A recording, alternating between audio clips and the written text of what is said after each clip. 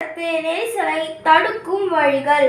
பொது போக்குவரத்தை ஊக்குவித்தல் மூலம் ரயில் மற்றும் பேருந்து போன்ற பொது போக்குவரத்து அமைப்புகள் அதிக எண்ணிக்கையிலான மக்களை ஏற்றிச் செல்ல முயலும். இதனால் சாலையில் இருசக்கர வாகனம்,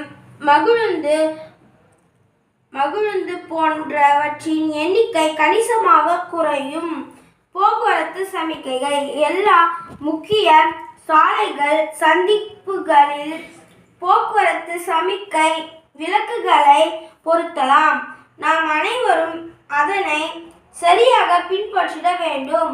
கார்பூலிங்கை ஊக்குவித்தல். கார்பூலிங் என்பது ஒரே வழித்தடத்தில் பகுதியில் பயணிப்பவர்கள் அதே தளத்தில் செல்பவர்களை உடன் அழைத்து செல்வதாகும். இதனால் பயண நேரம் குறையும், செலவு குறையும், காற்று மாசடைதல் குறையும்.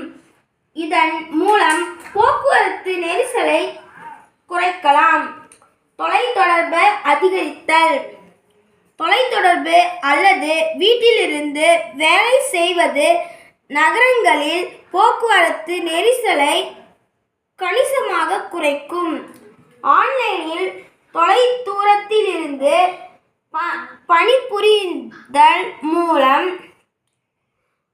ஊழியர்கள் தங்கள் பணியிடத்திற்கு செல்ல வேண்டிய அவசியம் இல்லை.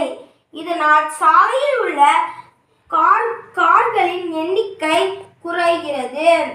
இந்த மேம்பட்ட வேலை ஐடி ஃபீல்டு வாழ்க்கை தரத்தை உயர்த்தி பயண செலவை குறைக்கும் மற்றும் குறைந்த கார்பன் உமிழ் போன்ற நன்மைகளையும் தருகிறது. அது மட்டுமில்லாமல் சாலையில் உள்ள மேடு, பள்ளம் போன்றவற்றை நமக்கு எச்சரிக்கையாக காட்டுவது ரக்ஷா தானியங்கி கருவியாகும். வானில் பறக்கும் வாடகை வண்டி.